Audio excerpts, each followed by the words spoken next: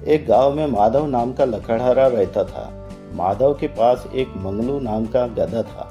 माधव अपने गधे के साथ रोज सुबह सुबह जंगल को जाता था और शाम को लकड़ियां काटकर घर वापस आ जाता था। यह माधव की रोज की दिनचर्या थी। लकड़ियों को बेचकर उसकी रोजी रोटी चलती थी। एक दिन माधव रोज की तरह जंगल में लकड़ियों को काटा। लकड़ियों को काटकर एक तरफ रास्ता चला गया। मंगलू गधा अपने मालिक की प्रतीक्षा में खड़ा देख रहा था ताकि उसे घर जाने को मिले। बहुत जल्द ही माधव ने सारी लकड़ियां काटकर रच दी और गड्डी बनाकर मंगलू के पीठ पर लाद दी। दोनों गांव की तरफ बढ़ने लगे। शाम ढलने वाली थी।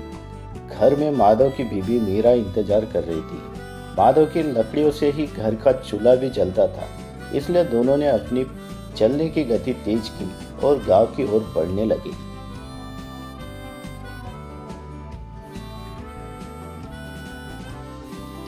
घर पहुंचने पर माधव ने जैसे ही लकड़ियों का गट्टा आंगन में रखा, मीरा बोली, सुनिए जी, आज सवेरे से ही मुन्नी बुखार में तप रही है। मैं वैद्य जी के घर दवा लेने तो गई, लेकिन वो बाजू के गांव में मरीज देखने गए हैं और 2 दिन बाद लौटेंगे।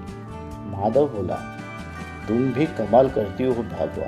मैं अभी अभी जंगल से आया हूँ। दूसरे गांव जाने के लिए जंगल के रास्ते से जाना पड़ेगा और अब रात होने को है। जंगल जानवरों से भरा पड़ा है। ये बहुत खतरनाक हो सकता है। फिर भी माधव ने अपनी बेटी के लिए यह जोखिम उठा ली और अपने मंगलू गधे के साथ रात के अंधेरे में माधव और मंगलू चले जा रहे थे। उन्हें थोड़ा डर लग रहा था, लेकिन मुन्नी के स्वास्थ्य का सवाल था, इसलिए वे बिना घबराए आगे बढ़ने लगे। अचानक वे रुक गए। माधव ने पेड़ के पीछे छुपकर देखा कि 2 आदमी रात के अंधेरे में कुछ खोद रहे थे। उसके बाद दोनों ने एक सोने से भरे मटके को जमीन में गाड़कर वहां से जाने लगे। माधव दूर से देख रहा था। बहुत अंधेरे के कारण उन्होंने माधव को नहीं देखा था। थोड़ी देर बाद माधव उसी जगह आया।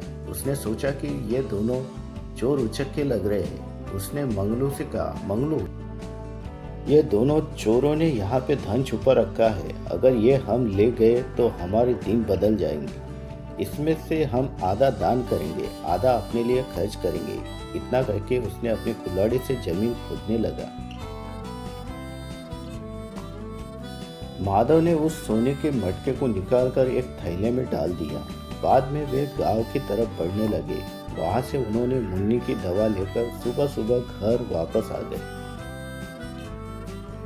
माधव ने अपनी बीवी को सारी बातें बता दी। इतना सारा धन देखकर उसके होश उड़ गए। वो एक समझदार महिला थी। उसने कहा, आप तो इसे उठा लाए हो, लेकिन इसके पीछे मुसीबत भी आती होगी। वो चोर अपना धन न पाके जरूर इसकी तलाश में आते होंगे। उसने सबसे पहले अपने गधे को छुपाने को कहा, क्योंकि उस जगह गधे के पैरों के निशान पड़ गए थे, जिसे पता लग सकता था। माधव ने भी पत्नी की बात सुनकर गधे को किसी दूसरे के घर छोड़ आने का निर्णय लिया और सुबह सुबह वो गधे के साथ निकल गया। पत्नी का शक सही था। माधव जब अपने गधे का बंदोबस्त करके आ रहा था, तब रास्ते में 2 लोगों ने उसे पूछा, भाई, हमें गधा खरीदना है। हम व्यापारी हैं। सामान का बोझ उठाने के लिए गधा खरीदना है। लेकिन गांव में 3 गधे हैं। सरपंच के पास, दूसरा धोबी के पास और तीसरा मेरे पास। वो तुम्हें नहीं बेचेंगे। और रहा मेरा गधा, वो 1 हफ्ते से पैर टूटने के कारण वैद्य के पास पड़ा है, वरना मैं आपको दे देता। चोरों को यकीन नहीं हुआ। वे गांव के लोगों से पूछताछ करने लगे। उन्होंने गांव के बुजुर्ग आदमी से पूछा तो उसने भी वही बात बताई, लेकिन उसने एक बात और बताई जो माधव को भी पता नहीं थी। वो बोला, नजदीक के गांव में बहुत सारे गधे मिल जाएंगे। कल बाहर गांव से बहुत सारे गधे व्यापारी उस गांव में गधे बेचने आए थे, जो जंगल के रास्ते से दूसरे गांव से आए थे।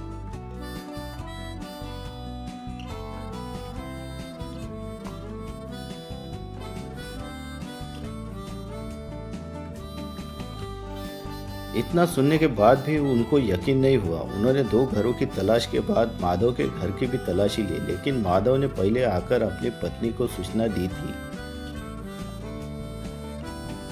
और वो दोनों साधारण व्यवहार करते हुए घर के आंगन में बैठकर बातें करते रहे। चोरों का ध्यान भटक गया और वो वहां से चले गए। गांव के बाहर आकर चेला बोला, गुरु, हो सकता है ये तीनों में से एक के पास हमारा धन हो। गुरु बोला, हो सकता है, लेकिन ये भी मत भूलो कि वो हमारा भी नहीं है। हमने भी दूसरों के घर से लूट लूट कर जमा किया है। अब हमारे जैसे चोर पे कोई मोर बनता है तो वो जरूरतमंद ही होगा। हम इसको अय्याशी में उड़ा देंगे, लेकिन इससे उसका भला हो सकता है, तो उसी के पास रहना चाहिए। हम समझेंगे यह उसके भाग्य में है। ऐसा करके वो वहां से चले गए।